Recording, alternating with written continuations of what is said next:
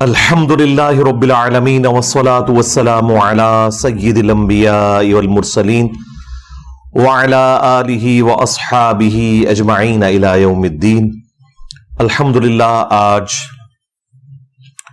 27 اگست 2023 کو سنڈے کے دن ہمارا یہ پبلک سیشن نمبر 109 منعقد ہونے جا رہا ہے۔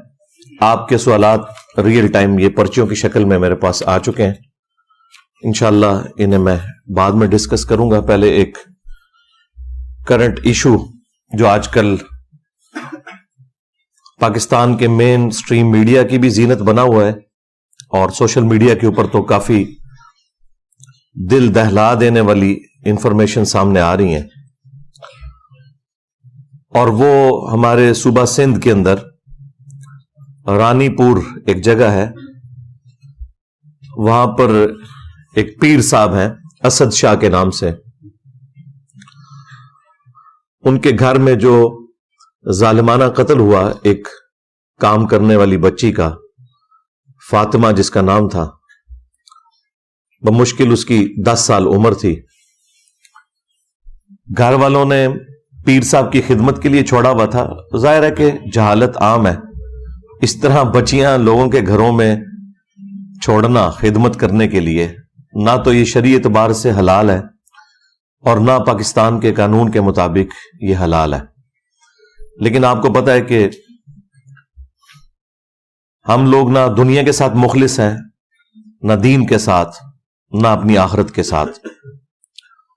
صدیوں سے استحصال ہو رہا ہے غریب عوام کا، ان کی غربت اور جہالت دونوں کا فائدہ اٹھایا جاتا ہے، اور یہ جو پیر طبقہ ہے بالخصوص، ان کے علاوہ بھی وڈیرے، بڑے بڑے جاگیردار، پیسے والے لوگ صدیوں سے غریب لوگوں کا استحصال کرتے آئے ہیں۔ اسی کی ایک نمائندہ مثال یہ رانی پور والا واقعہ ہے۔ میڈیا کے ذریعے آپ کو کافی زیادہ تفصیلات اس کی معلوم چل گئی ہوں گی، میں ظاہر ہے کہ اس لیول پہ اتر کے تو وہ ساری گفتگو نہیں کر سکتا، وہ آپ کو آلریڈی معلوم ہے۔ میں تو اس کے ان پہلوؤں کے اوپر گفتگو کروں گا جو ہمارے اس پلیٹ فارم کا تقاضا ہے کہ ہم حق کے لیے آواز بلند کریں۔ افسوس کی بات یہ بھی ہے کہ سندھ میں پچھلی 3-4 دہائیوں سے اس سیاسی جماعت کی حکومت ہے کہ جو اپنے آپ کو ڈیموکریسی کا چیمپئن کہتی ہے اور اپنے زوم میں وہ کارل مارکس کے نظریات کو آگے لے کے چلنا چاہتے ہیں، لیکن پریکٹیکلی وہاں پر اسی طریقے سے فیوڈلزم جاری ہے پیر فقیری کی فارم کے اندر، اور یہ سارے پیر فقیر تمام جماعتوں کے اندر اعلیٰ پوسٹوں کے اوپر بیٹھے ہوئے ہیں۔ حکومتیں جب بنتی ہیں، خواہ وہ پیپلز پارٹی کی حکومت ہو، مسلم لیگ کی ہو یا پی ٹی آئی کی ہو، آپ کو وہی چہرے نظر آئیں گے، ان کے اپنے معاملات اسی طریقے سے چل رہے ہیں۔ ہاں، صرف ٹی وی میں تقریر کرنے کے لیے، جلسوں میں بنیادی انسانی حقوق کی آواز اٹھانے کے لیے آپ کو یہ سرگرم نظر آئیں گے، لیکن پریکٹیکلی ان کی اپنی زندگیاں ان تمام چیزوں سے آ رہی ہیں، بلکہ یہ اس پورے سسٹم کے بینیفیشری ہیں کہ یہ غریب لوگوں کا اور جاہل لوگوں کا استحصال کر رہے ہیں۔ خود دیکھیں کہ ان کی اولادیں کتنی پڑھ لکھ گئی ہیں، دوسرے ملکوں سے پڑھ کے آئی ہوئی ہیں، لیکن اپنے علاقوں میں نہ بلوچستان کے اندر اور نہ سندھ کے اندر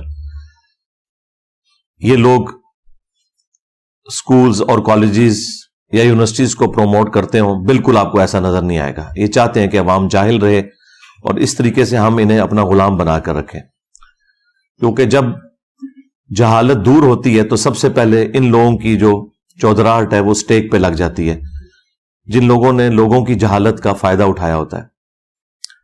یہ اتنے بڑے 2 ہتھیار ہیں ان کے پاس، ایک جہالت اور دوسرا غربت، کہ جس کے ذریعے یہ کچھ بھی کر سکتے ہیں۔ ورنہ کس کا دل کرتا ہے کہ چھوٹے سے بچے، ہم خود بچوں والے ہیں، دوسروں کے گھروں میں خدمت کے لیے چھوڑ دیں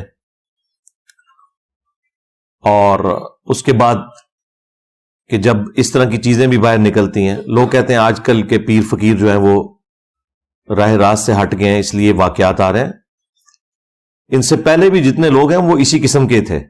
پہلے سوشل میڈیا نہیں تھا، ویڈیوز نہیں بنتی تھیں، خبریں باہر نہیں نکلتی تھیں، لوگ ڈرتے تھے بات کرتے ہوئے کیونکہ پورے خاندان غائب کروا دیے جاتے تھے. کس وجہ سے؟ کہ اگر کوئی حق کے لیے آواز بلند کرے، حکومتوں میں بیٹھے ہوئے لوگ انہی پیروں فقیروں کے جاگیرداروں کے بینیفیشری ہوتے تھے اور یہ ان کے بینیفیشری ہوتے تھے. اس وجہ سے کوئی آواز بلند نہیں کرتا تھا، پورا خاندان قتل ہو جاتا تھا. یہ آج بھی یہ جدید جو اس دور کے اندر آپ کو سچائی کے لیے آواز اٹھانا آسان ہو گیا میڈیا کی برکت سے، تو یہ بھی آپ گوروں کو دعائیں دیں کہ اللہ تعالیٰ انہیں ہدایت دے. یہ انہوں نے ایک بہت بڑا کام کر دیا، ادروائز ہمارے بڑوں نے تو ہمیں جاہل ہی رکھا. اب اس طرح کی صورتحال کے اندر سب سے پہلے تو میں ایجوکیٹ کروں گا مسلم عوام کو کہ آپ کب تک اپنے مذہبی پیشواؤں کے ہاتھوں، جاگیرداروں کے ہاتھوں، پولیٹیشنز کے ہاتھوں اس طرح یرغمال بن کے رہیں گے. یہ کون سا اسلام ہے کہ آپ چھوٹے چھوٹے بچے اور بچیاں ان سو کالڈ پیروں کے اور بزرگوں کے حوالے کرتے ہیں، اور اس حمام کے اندر سارے ننگے ہیں. 2 ہفتے پہلے ہم ایک جج کو ڈسکس کر رہے تھے، اس کے گھر میں ایک ملازمہ تھی، اس کی کتنی پٹائی کی جاتی تھی. جس طرح یہ اسد شاہ جو پیر ہے، اس کے گھر میں بھی اس کی بیوی اس کی پٹائی بھی کرتی تھی. وہی سیم صورتحال، اس کے جسم میں بھی کیڑے پڑ گئے، ہڈی ٹوٹی ہوئی تھی جب اس کی لاش کو غسل دے رہے تھے. لیکن وہ غریب طبقہ تھا، خاموش ہو گیا اور انہیں دبا کر ان لوگوں نے یہ بیان دینے پر مجبور کیا کہ یہ بیماری کی وجہ سے مری ہے. اور وہاں کے ڈاکٹرز بھی ساتھ ملے ہوئے ہیں، پولیس بھی ساتھ ملی ہوئی تھی. یہ تو جب سوشل میڈیا کے اوپر اس طریقے سے آواز بلند کی گئی لوگوں نے، تو پھر جو سینئر پولیس کے آفیسرز ہیں وہ میدان عمل میں اترے ہیں. انہوں نے ایک دلیری دکھائی ہے اور اس پورے معاملے کو لیا ہے. اب تو آپ کو پتا ہے کہ پوسٹ مارٹم بھی ہو چکا ہوا ہے اس بچی کا، اور وہ سب کچھ ثابت ہو گیا ہے. اس کا جسمانی استحصال بھی ہوا ہے اور جنسی استحصال بھی ہوا ہے. ایک چیز میڈیکل رپورٹ کے اندر آ چکی ہے. 10 سال کی بچی، اور دیکھیں اس کی زندگی کے آخری لمحات کیمرے میں بھی کیپچر ہیں جس میں وہ تڑپتے ہوئے جان دے رہی ہے. پہلے اس کی ورڈک آئی تھی کہ ہم تو بڑے نیک لوگ ہیں، ہم تو اپنے ملازمین کو بھی اپنے ساتھ اپنے کمرے میں سلاتے ہیں کیونکہ گرمی ہوتی ہے، اور کیمرے ہم نے اسی لیے لگائے ہوئے ہیں کہ تاکہ یہ ملازمین چوری نہ کریں. اور بقول پیر کے کہ وہ ویڈیو ہم نے خود عام کی تھی یہ بتانے کے لیے کہ یہ اپنی نیچرل ڈیتھ مری ہے، یہ بیمار تھی. اور میڈیکل رپورٹ بھی جعلی بنوا لی انہوں نے. وہ تو جب اس کی لاش کا پوسٹ مارٹم ہوا ہے تو سارے معاملات کھل گئے کہ سب کے سب لوگ ملے ہوئے تھے، چاہے پولیس ہو، خواہ ڈاکٹرز ہوں، اور خواہ ان کے اپنے مریدین ہوں. حتیٰ کہ وہ جو کچے کے علاقے کے ڈاکو ہیں وہ اب ویڈیوز بنا کے یہ کہہ رہے ہیں کہ ہمارے پیر صاحب کے بارے میں جس نے بھی کوئی گفتگو کی ہم اسے نہیں چھوڑیں گے. یعنی ڈاکو بھی ان کی سپورٹ میں نکلا ہے. یہ ان کی فضیلت کے لیے کافی ہے یہ بات. وہ صحافیوں کو، پولیس کو، میڈیا کے لوگوں کو دھمکیاں لگا رہے ہیں. تو یہ سارے ایک دوسرے کے بینیفیشری ہیں کیونکہ یہی وڈیرے اور پیر انہیں پالتے ہیں ڈاکوؤں کو، اور ان کے ذریعے عوام کے اوپر اپنی دھاک بٹھا کے رکھتے ہیں اور وہ ان کے لیے کام کرتے ہیں. بہرحال اس وقت میڈیا کے اندر جتنی اس کی آواز بلند ہوئی ہے اور جس طریقے سے ٹیک اپ کیا ہے ہماری پولیس نے اور باقی اداروں نے، تو مجھے لگ رہا ہے کہ انشاءاللہ یہ منطقی انجام تک معاملہ پہنچے گا. اور وہ تو جیل کے اندر ہے، اس کی بیوی غائب ہے، پری ریسٹ بیل لی ہوئی ہے، لیکن ظاہر ہے کہ وہ بیل تو خارج ہو جائے گی، وہ زیادہ عرصہ نہیں بیل رہتی. جس طرح وہ جج کی وائف کی بھی فارغ ہو گئی تھی اور وہ بھی اندر ہے، جج کو بھی اس کو نوکری سے فارغ کر رہے ہیں. اس کے ساتھ بھی اب اس طرح کا معاملہ انشاءاللہ مستقبل میں ہوگا. شواہد کی بنیاد کے اوپر لگ رہا ہے کہ یہ اب بچنے والا نہیں انشاءاللہ تعالی. تو میں عوام الناس سے ریکویسٹ کر رہا تھا کہ آپ لوگ بھی ان کے ہاتھوں یرغمال نہ بنیں. خدا کے لیے اپنے دین کی حفاظت کریں، اپنی آخرت کی حفاظت کریں، اپنی اولاد کی حفاظت کریں. یہ مذہبی پیشوا اور جو امیر لوگ ہیں ہمیشہ سے استحصال کرتے ہیں. ہم تو یہ آج باتیں کر رہے ہیں، آج سے 700 سال پہلے حافظ ابن کثیر جنہوں نے تفسیر ابن کثیر لکھی 774 ہجری میں وہ فوت ہوئے ہیں اور آج چل رہی ہے 1445 ہجری، تو آلموسٹ 700 سال پہلے انہوں نے قرآن کی تفسیر بھی لکھی. تفسیر ابن کثیر کے نام سے پوری دنیا میں اہل سنت کے ہاں ایک مین تفسیر مانی جاتی ہے، اگرچہ اس میں کچھ کمزوریاں بھی ہیں لیکن اوورال ایک بہت اچھی تفسیر ہے. اور پیرلل میں انہوں نے تاریخ ابن کثیر بھی لکھی. عربی میں اس کا نام البدایہ والنہایہ ہے لیکن اردو میں تاریخ ابن کثیر کے نام سے مشہور ہے. اس میں انہوں نے اپنے زمانے کے لوگوں کے بارے میں لکھا ہے اور کیٹاگوریکل انہوں نے مینشن کیا ہے کہ جتنے حکمران ہیں، بادشاہ، حکومتی عہدے داران، علماء، فقہا، بزرگان دین کی انہوں نے فضائل لکھے ہوئے ہیں. اس میں میری ویڈیو سے متاثر نہیں ہوئے تھے ابن کثیر. انہوں نے ان ساروں کے نام لکھ کے کہا کہ یہ سب کے سب لوگ یہ بچوں کے ساتھ منہ کالا کرنے کے مرض کے اندر مبتلا ہیں سوائے جن کو اللہ بچا لے.